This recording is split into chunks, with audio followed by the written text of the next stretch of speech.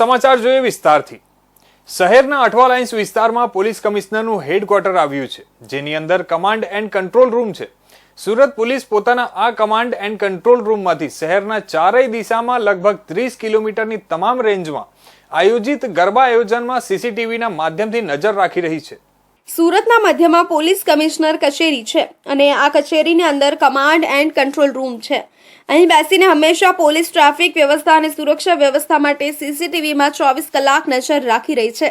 પરંતુ હાલના દિવસોમાં જે રીતે નવરાત્રી આયોજન છે તેને ધ્યાનમાં રાખી સુરત પોલીસ દ્વારા શહેરના તમામ મોટા નવરાત્રી આયોજકો પાસેથી તેમના સીસીટીવી ફૂટેજના આઈપી એડ્રેસ મંગાવીને આ કમાન્ડ એન્ડ કંટ્રોલ રૂમમાં સતત વોચ રાખી રહી છે। કમાન્ડ એન્ડ કંટ્રોલ રૂમમાં બેસીને શહેરના તમામ મોટા નવરાત્રી આયોજનો પર લાઈવ મોનિટરિંગ કરવામાં આવી રહ્યું છે। તમામ આયોજકો પાસેથી પોલીસે તેમના આઈપી એડ્રેસ મંગાવ્યા હતા।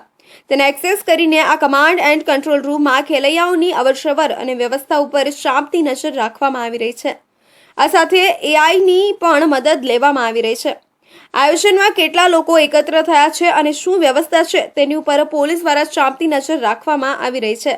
जितने भी बड़े गरबा के आयोजन हो रहे हैं शहर में, वो सब में आईपी बेस्ड कैमरे लगवाए हैं आयोजकों के साथ मिलकर के, और उनका एक्सेस है वो यहाँ पे कंट्रोल रूम में है। तो यहाँ से कंट्रोल रूम में पुलिस के जवान जो है वो कंटिन्यू उनको मॉनिटर कर रहे हैं। इसके अलावा हमने सभी बड़े आयोजन जो हैं गरबा के, उनके गेट के ऊपर एआई बेस्ड कैमरे लगाए हैं जो हेड काउंट करते हैं कि कितने लोग अंदर आए हैं, कितने लोग बाहर जा रहे हैं। तो एग्जैक्ट नंबर किसी गरबा में किसी पर्टिकुलर टाइम पे कितना है वो हम यहाँ कंट्रोल रूम में बैठे बैठे जान सकते हैं। तो उससे भगदड़ की स्थिति है और क्राउडिंग होना है उसको प्रिवेंट किया जा सके। और हमारी सी टीम की जो महिलाएं हैं वो लाइव जो बॉडी वन कैमरा आता है उसके साथ में अंदर ट्रेडिशनल कपड़े के साथ में वहीं पे गरबा कर रही हैं, तो उनका भी लाइव फीड है वो कंट्रोल रूम में चल रहा है। સુરત પોલીસના કમાન્ડ એન્ડ કંટ્રોલ રૂમમાં મોટા મોટા સ્ક્રીન લગાડવામાં આવ્યા છે। એક સ્ક્રીનમાં 4 થી 5 જગ્યાના સીસીટીવી ફૂટેજ જોઈ શકાય છે અને તેને જોવા માટે રાઉન્ડ ધી ક્લોક પોલીસ કર્મીઓ ત્યાં તૈનાત છે। જો કોઈ ઘટના શંકાસ્પદ લાગે તો કંટ્રોલ રૂમથી જે તે પોલીસ મથકમાં જાણ કરવામાં આવે છે। નવરાત્રીના 9 દિવસ સુધી આવી જ રીતે સુરત પોલીસ ગ્રાઉન્ડ પર હાજર રહેશે અને આ સાથે કમાન્ડ એન્ડ કંટ્રોલ રૂમમાંથી પણ બાજ નજર રાખશે। નવરાત્રીની શરૂઆત થઈ છે ત્યારે ખેલૈયાઓના ઉત્સાહમાં કોઈ પણ પ્રકારનો ભંગ ન પડે અને કોઈ અનિચ્છનીય ઘટના ન બને તેને લઈ પોલીસ પણ સંપૂર્ણ રીતે તૈયાર છે। સુરતમાં નવરાત્રીના પર્વને લઈને મહિલાઓની સુરક્ષાને ધ્યાને રાખી સુરત પોલીસ પણ એક્શનમાં જોવા મળી રહી છે।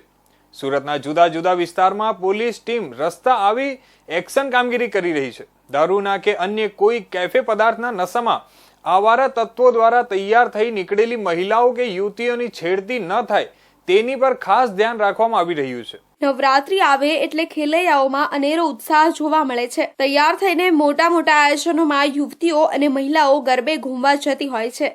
મોડી રાત્રિ સુધી ગરબાનો આનંદ માણી ઘરે પરત ફરતી હોય છે। આવા સમયે મહિલાઓની કે યુવતીઓની છેડતીના અનેક બનાવો પોલીસ સમક્ષ આવે છે। સુરતમાં અનેક મોટા આયોજનો આ વર્ષે નવરાત્રીને લઈ થયા છે, ત્યારે ખેલૈયાઓમાં પણ ભરપૂર ઉત્સાહ જોવા મળી રહ્યો છે। તેને જ લઈ ખેલૈયાઓના ઉત્સાહમાં ભંગ ન પડે તેની પર સુરત પોલીસ ખાસ નજર રાખી રહી છે। શહેરના ઠેક ઠેકાણે પોલીસનો ચાંપતો બંદોબસ્ત રાખવામાં આવી રહ્યો છે। સંવેદનશીલ વિસ્તાર સહિત મોટા મોટા આયોજનોની આસપાસના વિસ્તારો અને મોટા મોટા આયોજનોમાં પણ આ વખતે સુરત પોલીસની બાજ નજર છે। નવરાત્રીને લઈ મહિલાઓ યુવતીઓ ટ્રેડિશનલ શણગાર સાથે તૈયાર થઈ મોડી રાત્રિ સુધી ગરબે રમવા જતી હોય છે। આવા સમયે તેની સુરક્ષાની જવાબદારી ખૂબ જ બની રહે છે। ભૂતકાળમાં અનેક વખત નવરાત્રીને લઈ મહિલાઓની છેડતી અને અઘટિત બનાવો સામે આવ્યા છે, ત્યારે આ વખતે મહિલાઓની સુરક્ષાની જવાબદારી સુરત પોલીસે ઉપાડી છે। નશાની હાલતમાં આવારાપંથી કરતા નબીરાઓ દ્વારા મહિલાઓની છેડતી ન થાય તેની પર સુરત પોલીસ ખાસ ધ્યાન આપી રહી છે। આ નવરાત્રીના 9 નોરતાના દિવસો દરમિયાન શહેરમાં નગરજનો, ભક્તજનો અને ગરબા રસિકો ખેલૈયાઓ ઘરની બહાર નીકળીને ગરબા જ્યાં યોજાતા હોય છે ત્યાં આવજા કરતા હોય છે, તેમજ ખાણીપીણીના સ્થળે પણ એકઠા થતા હોય છે। તો આ આપણા શહેરના નગરજનોને, ખેલૈયાઓને, બહેનો ભાઈઓને કોઈ તકલીફ ના પડે, કોઈ અસામાજિક તત્વો દ્વારા કોઈ કનડગત ના થાય તેવા હેતુથી સુરત શહેર પોલીસ દ્વારા અમારી સી ટીમો કાર્યરત કરવામાં આવેલ છે. મહિલાઓની છેડતી કે તેમની સાથે કોઈ અઘટિત ઘટના ન બને તેને લઈ સુરત પોલીસ એક્શન મોડ પર જોવા મળી છે. શહેરના જુદા જુદા વિસ્તારના રસ્તાઓ પર પોલીસ બ્રીથ એનાલાઇઝર મશીન સાથે જોવા મળી રહી છે.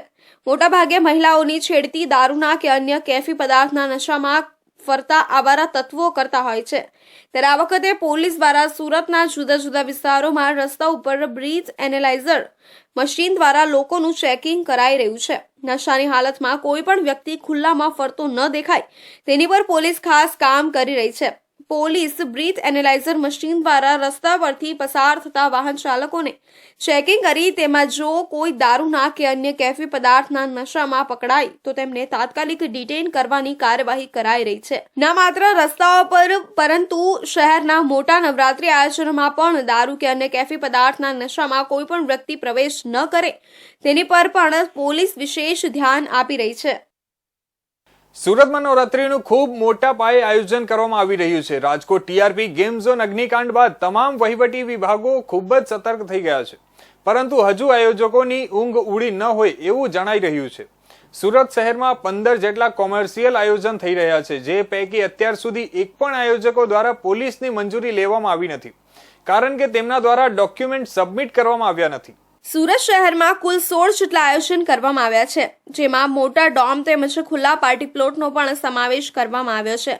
જે પૈકી સૌથી મોટા આયોજકો છે અથવા વિસ્તારની અંદર તેના તમામ આયોજકોને ફાયર એનઓસી આપી દેવામાં આવ્યા છે. શહેરભરમાં કુલ 10 ગરબા આયોજકોને એનઓસી અપાયા છે. સૌથી મોટા ડોમ કે જેમાં 8,000 થી લઈને 30,000 જેટલા લોકો એકત્રિત થવાના છે, એ તમામ નવરાત્રી આયોજકોને એનઓસી આપી દેવામાં આવ્યા છે. ઉમિયાધામ મંદિર ખાતે આઠમના દિવસે મહાઆરતીનું આયોજન કરવામાં આવે છે. આ દિવસે 10 થી 15,000 જેટલા લોકો એકત્રિત થતા હોય છે. જો કે તેની એક જ દિવસની મંજૂરી હોવાથી આઠમના દિવસને હજુ વાર છે, આથી તેને એનઓસી આપવાનું બાકી છે. આ સિવાયના ખુલ્લા પ્લોટની અંદર જેમણે આયોજન કર્યું છે તે પૈકીના 5 પ્લોટને હજી એનઓસી આપવામાં આવ્યા નથી. તેમણે પણ એનઓસી આપવા માટેની કાર્યવાહી અત્યારે હાથ ધરવામાં આવી છે. નવરાત્રી પર્વ શરૂ થઈ રહ્યું છે. પોલીસની તૈયારી એ સાથે થઈ ગયેલી છે, પરંતુ છેલ્લા એક વીકથી આપણને ખ્યાલ છે કે સુરતની અંદર ખૂબ ભારે વરસાદનો સામનો બધા જ કરી રહ્યા છે. એની સાથે સાથે મોટા નવરાત્રિના આયોજક પણ કરી રહ્યા છે.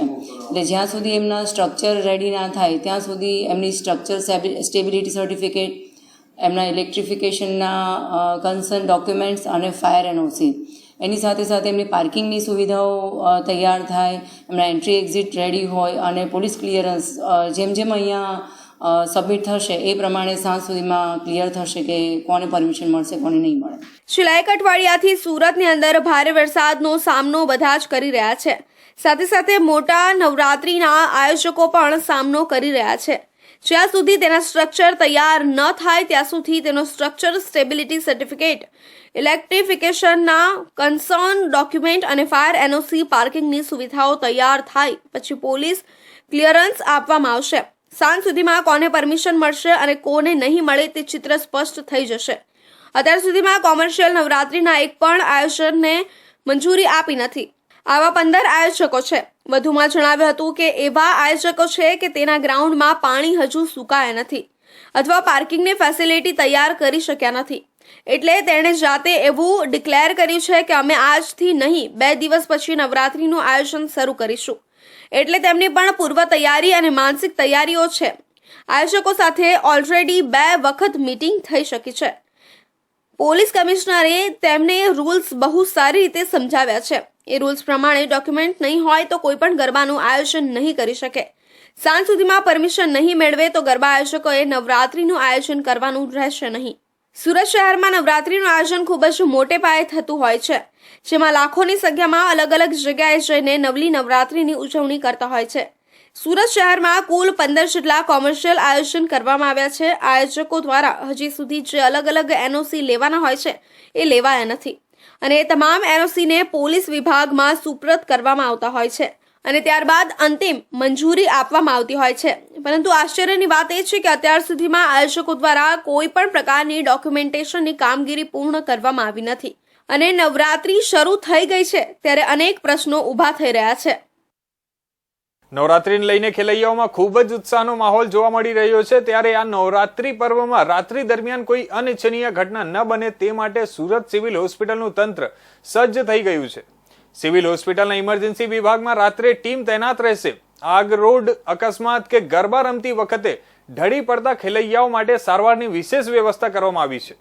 તહેવારના સમયે આગ, અકસ્માત કે અન્ય ઘટનાઓના કેસમાં વધારો આવતો હોય છે, ત્યારે હાલ નવરાત્રી ચાલી રહી છે, ત્યારે રાત્રિના સમયે આવી ઘટનાઓમાં વધારો થવાની શક્યતાઓ રહેલી છે, જેથી તમામ પ્રકારની ઘટનાઓને પહોંચી વળવા માટે સુરત સિવિલ હોસ્પિટલના તંત્ર દ્વારા તૈયારીઓ કરી દેવામાં આવી છે, જેમાં નવરાત્રી દરમિયાન કોઈપણ પ્રકારની ઘટના બને, જેમ કે આગ, રોડ અકસ્માત તેમજ ગરબા રમતી વખતે ઢળી પડતા ખેલૈયાઓમાં સિવિલમાં વિશેષ વ્યવસ્થા કરવામાં આવી છે. તમામ અનિચ્છનીય ઘટના બને તો તેને પહોંચી વળવા માટે સુરત સિવિલ હોસ્પિટલનું તંત્ર સજ્જ છે.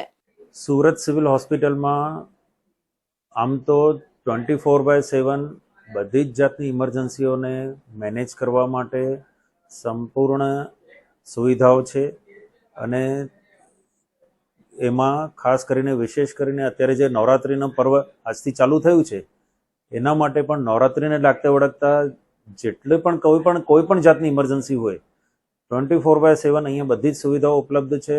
જે કેઝ્યુઅલ્ટી ઇન્ચાર્જ મેડિકલ ઓફિસરો છે એમને પણ સૂચના આપવામાં આવી છે કે નવરાત્રિને લાગતા વળગતા કોઈ પણ ઇમરજન્સી હોય વિવિધ વિભાગોના ડોક્ટરો સાથે સંકલનમાં રહીને વ્યવસ્થિત રીતે એની સારવાર અપાવવાની છે.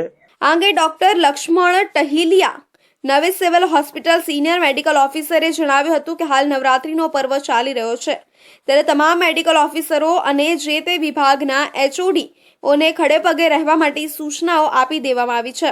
જે પણ પ્રકારની ઇમરજન્સી હોય તે પ્રકારના વિભાગ સાથે સંકલનમાં રહીને ઝડપથી સારવાર કરવા માટે સૂચના આપી દેવામાં આવી છે. જો કોઈ અનિચ્છનીય આ ઘટના બને તો તેને પહોંચી વળવા માટે સંપૂર્ણ રીતે સજ્જ છીએ. યુવા ઉદ્યોગ સાહસિક સતીશ હીરપરા સંચાલિત ઇવેજ ગ્રુપ દ્વારા વૃક્ષો વાવીને 4 સિદ્ધિઓ હાંસિલ કરી છે. ગત 15 જૂનથી 15 ઓગસ્ટ સુધીના ટૂંકા સમયમાં 11,111 થી વધારે વૃક્ષો વાવીને સિદ્ધિઓ હાંસિલ કરી છે.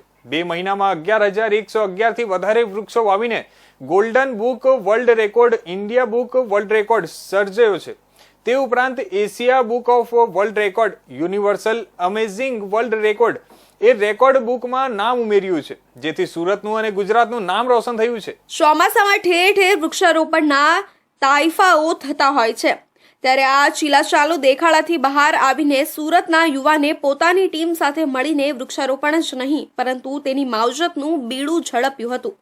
ગત 15 જૂનથી 15 ઓગસ્ટ સુધીના ટૂંકા સમયગાળામાં એટલે કે 2 મહિનામાં 11,111 થી વધારે વૃક્ષો રોપ્યા હતા, જેથી યુવાનના નામે 4 રેકોર્ડ પણ નોંધાયા છે. ઇવેજ ફાઉન્ડેશનના સંસ્થાપક સતીશભાઈ હિરપરાના વૃક્ષારોપણના આ ભગીરથ કાર્યની નોંધ લઈને golden book world record, India book world record, Asia book of world record, universal amazing world record એ રેકોર્ડ બુકમાં નામ ઉમેર્યું છે.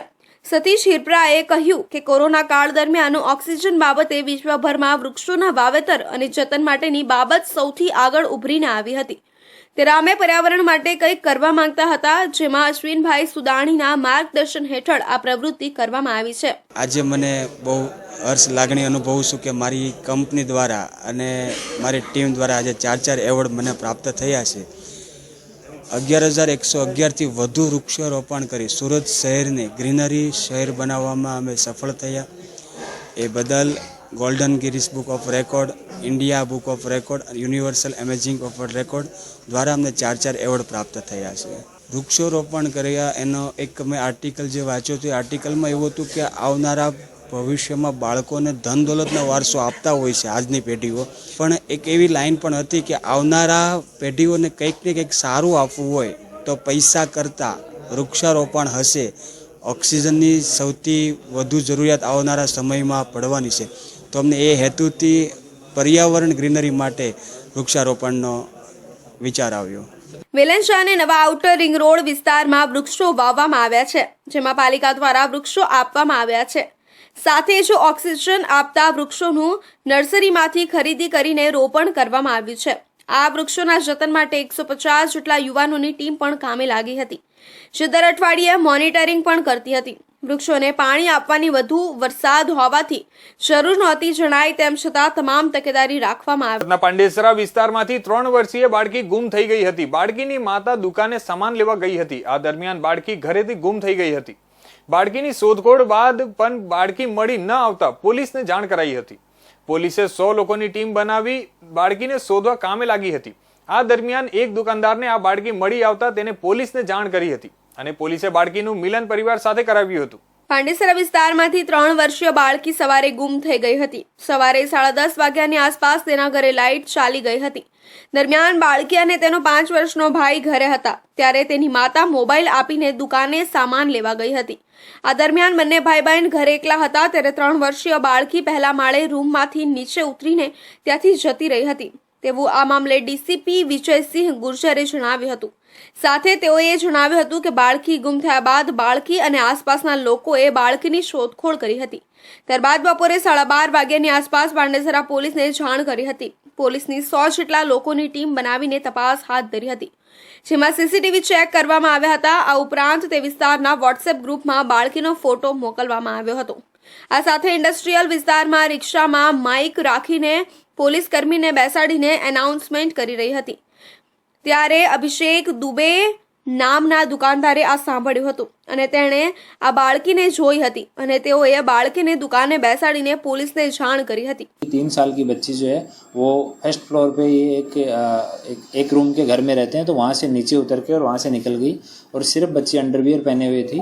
तो 10:30 से इन लोगों ने, इसकी माँ ने और आसपास के लोगों ने खुद से ढूंढना चालू रखा और करीब 12:30 बजे पांडेसरा पुलिस स्टेशन में इन्होंने जान किया. तो तुरंत से वहाँ पे करीब 100 जितने पुलिसकर्मियों की टीम बनाई गई पूरे पांडेसरा विस्तार में उनको सीसीटीवी देखने के लिए. और जितने भी व्हाट्सएप ग्रुप बने हुए हैं, जो मजदूर वहाँ पे काम करते हैं, सोसाइटी वाले, उनके व्हाट्सएप ग्रुप है, उनमें बच्ची का फ़ोटो सर्कुलेट किया. और ये इंडस्ट्रियल एरिया में हम लोग एक ऑटो पे माइक रख के उसमें अनाउंसमेंट करवाते हैं और साथ में फ़ोटो के साथ में पुलिस वालों को बिठा देते हैं, तो अनाउंसमेंट करते रहते हैं. तो जब ये अनाउंसमेंट कर रही थी पुलिस, तो एक अभिषेक दुबे नाम के व्यक्ति हैं जिनका दुकान है, उनको अनाउंसमेंट सुना तो उन्होंने एक बच्ची को देखा और उन्होंने अपनी दुकान में बच्ची को बिठाया और पुलिस स्टेशन में उन्होंने इमीडिएटली जान किया. तो बच्ची मिल गई. સાથે તેઓએ કહ્યું કે બાળકી 2 કલાકની અંદર જ મળી ગઈ હતી. બાળકીના પરિવારજનો પણ પોલીસ મથકે આવી ગયા હતા. બાળકીને મેડિકલ અર્થે હોસ્પિટલ મોકલવામાં આવશે. અમે વાલીઓને વિનંતી કરીએ છીએ કે જીઆઈડીસીમાં ડે કેર સેન્ટર છે કે જ્યાં 6 વર્ષ સુધીના બાળકોને રાખવામાં આવે છે. ત્યાં અભ્યાસ અને ભોજન સુધીની સુવિધા છે. આ ઉપરાંત ટ્રાન્સપોર્ટેશનની પણ વિનામૂલ્યે સુવિધા છે. આ અંગે અમે લગાતાર સેમિનાર પણ કરીએ છીએ. તો વાલીઓને અપીલ છે કે જેઓના માતા પિતા કામ કરે છે તેઓના 3 થી 6 વર્ષના બાળકોને આ ડે કેર સેન્ટરમાં મોકલી શકાય છે. પોલીસે બાળકી હેમખેમ મળી આવી હોવા અંગે માતા પિતાને જાણ કરી. ત્યારબાદ બાળકીને જ્યારે પોલીસ સ્ટેશન લાવવામાં આવી ત્યારે પોલીસ સ્ટેશનમાં હાજર હેડ કોન્સ્ટેબલ તેજલબા બાળકી સાથે એવી રીતે સ્મિત કરવા લાગ્યા કે જાણે તેમનો વર્ષોથી તેમની સાથે એક લાગણીનો સેતુ બંધાયેલો હોય. તો સામે બાળકી પણ તેજલબા તરફથી મળેલી હૂંફથી હળીમળી ગઈ હતી. તેજલબાએ તેમને પ્રેમથી પ્રશ્ન પૂછ્યા હતા કે ક્યાં ગુમ થઈ ગઈ હતી, ક્યાં જતી રહી હતી, હવે ક્યાંય જતી નહીં હો, તારે કંઈ ખાવું છે, તને કોઈ ચોકલેટની લાલચ આપીને તો નહોતું લઈ ગયું ને. બાળકી પણ સચ ભાવથી તેજલબાના તમામ પ્રશ્નોના ઉત્તર આપી રહી હતી. આ વચ્ચે જ્યારે બાળકીને તેજલબાએ પોતાના ખોળામાં બેસાડી વાલ વરસાવી રહ્યા હતા અને ખાખીમાં છુપાયેલી મમતાથી હાજર સૌ કોઈ ભાવુક થઈ ગયા હતા. સુરત નવી સિવિલમાં જૂની બિલ્ડિંગ જર્જરિત થઈ ગઈ છે, જેથી તંત્ર દ્વારા જૂની બિલ્ડિંગને તોડીને નવી બિલ્ડિંગ બનાવવાનું નક્કી કર્યું છે. તેવા સમયે જૂની બિલ્ડિંગમાં વોર્ડની અંદર સ્લેબનો પોપડો તૂટી પડતા હાજર દર્દી, તેમના સંબંધી અને સ્ટાફમાં ગભરાઈ જઈને નાસભાગ થઈ હતી. નવી સિવિલ હોસ્પિટલની જૂની બિલ્ડિંગમાં બીજા માળે G2 વોર્ડમાં સર્જરી વિભાગના દર્દીઓને દાખલ કરીને સારવાર આપવામાં આવે છે. જો કે ગુરુવારે અચાનક આ વોર્ડમાં સ્લેબના પોપડા તૂટીને નીચે પડ્યા હતા, જેના લીધે વોર્ડમાં સારવાર લેતા દર્દી, તેમના સંબંધી કે પરિવારના સભ્યો અને ડોક્ટર સહિતના સ્ટાફ ગભરાઈ ગયા હતા. જોકે સદનસીબે ત્યાંથી કોઈ પસાર થતું નહીં હોવાથી ઈજા નહીં થતા બચી ગયા હતા. નોંધનીય છે કે સિવિલમાં જૂની બિલ્ડિંગમાં જર્જરિત થઈ ગઈ હોવાથી અમુક વોર્ડ પેસેજ સહિતના ભાગના છતના કેટલાક ભાગમાં પોપડા પડે કે અમુક ભાગ બેસી જવાની શક્યતા છે. જોકે સિવિલમાં જૂની બિલ્ડિંગમાં વોર્ડ સહિતના કેટલાક જગ્યાએ પોપડા પડવાનું યથાવત રહેવા પામ્યું છે. જોકે સિવિલના અધિકારીઓ દ્વારા જર્જરિત થઈ ગયેલા જૂની બિલ્ડિંગમાંથી હાલમાં કેટલાક વોર્ડ અને અમુક ઓપીડી ખાલી કરાવતા નથી કે કોઈ દુર્ઘટનાની રાહ જોતા હોય એવું ચર્ચાઈ રહ્યું છે. સિવિલના અધિકારીએ કહ્યું કે વોર્ડમાં નાના પોપડા પડ્યા હતા, દર્દી કે કોઈને ઈજા થઈ નથી. જોકે આ અંગે પીઆઈયુ વિભાગને આ વોર્ડમાં જરૂરી કામગીરી કરવાનું શરૂ કર્યું છે. સરથાણા અને મોટા વરાછામાં દુકાનો ભાડેથી લઈ 12મી ચોપડે ભણેલા 3 ચીટરીઓએ ફેસબુક પર બોગસ વેબસાઇટની જાહેરાત મૂકી કિચનવેર અને ઘર વખરીની સામાન સસ્તામાં આપવાના નામે ગ્રાહકો પાસેથી કરોડોની રકમ પડાવતા હોવાનું રેકેટ સરથાણા પોલીસે પકડી પાડ્યું છે. સરથાણા અને મોટા વરાછામાં 37,000માં ભાડેથી 3 દુકાનો લઈ 12મી ચોપડી ભણેલા 3 ચીટરોએ ફેસબુક પર બોગસ વેબસાઇટની જાહેરાત મૂકી કિચનવેર અને ઘરવખરી સામાન સસ્તામાં આપવાના નામે ગ્રાહકો પાસેથી કરોડોની રકમ પડાવતા હોવાનું રેકેટ સરથાણા પોલીસે પકડી પાડ્યું છે. પોલીસે 8.35 લાખનો મુદ્દામાલ જપ્ત કરી 3 સૂત્રધારો સહિત 6 ને પકડી પાડ્યા છે, જ્યારે એક સૂત્રધાર પિયુષ વિનુ ખૂંટ વોન્ટેડ છે. સૂત્રધાર સાગર ખૂંટ અને તેનો ભાઈ પિયુષ ખૂંટ તથા આશીષ હડિયાએ બીટેક અને MCA ભણેલા વિદ્યાર્થીઓને 30,000ની નોકરી પર રાખી ખોટી વેબસાઇટથી છેલ્લા 1.5 વર્ષમાં 30 કરોડથી વધુની કમાણી કરી હોવાની વાત સામે આવી છે. આ ટોળકીનું કામ ફ્લિપકાર્ટ જેવી દેખાતી બોગસ વેબસાઇટ અને QR કોડ બનાવી ફેસબુક પર કિચનવેર અને ઘરવખરી સામાન સસ્તા ભાવે વેચવાની જાહેરાત મૂકતા હતા. આ ઠગાઈમાં સિમ કાર્ડ સહિતના ડોક્યુમેન્ટો તેમજ બેંકની કીટો આશીષ હડિયા ભાવનગર અને જૂનાગઢથી લાવતો હતો. આશીષ 5 થી 10,000ની લોકોને લાલચ આપી બેંકની કીટો ઉપરાંત ડોક્યુમેન્ટો તેમજ સિમ કાર્ડ લઈ આવતો હતો. પોલીસને ઠગ ટોળકી પાસેથી 700 ઈમેલ મળ્યા છે. આથી 700 બેંક ખાતાનો ઉપયોગ કર્યો હોઈ શકે છે. સુરતના સચિન વિસ્તારમાં વોર્ડ નંબર 30માં સચિન રેલવે સ્ટેશન નજીક BRTS બસના નવા બસ સ્ટેશનનું લોકાર્પણ કરવામાં આવ્યું. ધારાસભ્ય સંદીપભાઈ દેસાઈ અને સુરત મેયર દક્ષેશ માવાણીના હસ્તે લોકાર્પણ કરવામાં આવ્યું હતું. સુરત શહેર જે હાલના સમયમાં સમગ્ર દેશભરમાં પ્રગતિ પથ પર ઝડપી પગલાં ભરતો શહેર એટલે સુરત શહેર, તેમજ સુરત શહેરમાં સુરત મહાનગરપાલિકા દ્વારા નવી કામગીરી કરવામાં આવી રહી છે, જેમાંના કેટલાક કાર્યો જે બોર્ડ નંબર 30 સચિન વિસ્તારમાં પણ કરવામાં આવી રહ્યા છે, જેથી સચિન ગામ તે વિકાસના પથ પર આગળ વધી રહ્યું છે. સચિનમાં સચિન રેલવે સ્ટેશન નજીક સમગ્ર સુરત શહેરમાં ચાલતી સિટી લિંકની BRTS બસ માટે નવા બસ સ્ટેશનનું શુભ સવારે ધારાસભ્ય સંદીપ દેસાઈ અને સુરત મેયર દક્ષેશ માવાણીના હસ્તે લોકાર્પણ કરવામાં આવ્યું હતું. નવરાત્રીના શુભ પર્વ શરૂ થઈ રહ્યા છે ત્યારે સુરત મહાનગરપાલિકા અનેક વિકાસના ખાતમુહૂર્ત થઈ રહ્યા છે. તેના ભાગરૂપે આજે સચિન રેલવે સ્ટેશનમાં BRTS અને સિટી લિંકનું બસ સ્ટેન્ડનું ઓપનિંગ કરવામાં આવ્યું છે. આ ઓપનિંગ હું ઘણીવાર યુરોપ ફર્યો છું, પણ એની ઝાંખી તમને કરાવી દેશે, કારણ કે સુરત મહાનગરપાલિકા દેશમાં સ્વચ્છતામાં હોય, સ્વચ્છ વાયુ સર્વેક્ષણમાં હોય તો પ્રથમ છે. તો BRTS નો કોરિડોર પણ દેશનો લોંગેસ્ટ કોરિડોર હોય તો એ સુરત મહાનગરપાલિકાનો છે. સુરતની જનતાને સરળતાથી પરિવહન કરી શકે તે હેતુથી આ બસ સ્ટેન્ડનું ઉદ્ઘાટન કરવામાં આવ્યું છે. જે કાર્યક્રમમાં 84 વિધાનસભાના ધારાસભ્ય સંદીપ દેસાઈ, સુરત શહેર મેયર દક્ષેશ માવાણી તેમજ બોર્ડ નંબર 30ના કોર્પોરેટરો ચિરાગસિંહ સોલંકી, હસમુખ નાયકા, પિયુષાબેન પટેલ અને રીનાસિંહ રાજપૂત તેમજ ત્યાંના આગેવાનો અને નગરજનો તેમજ SMCના અધિકારીઓ અને કર્મચારીઓ હાજર રહ્યા હતા.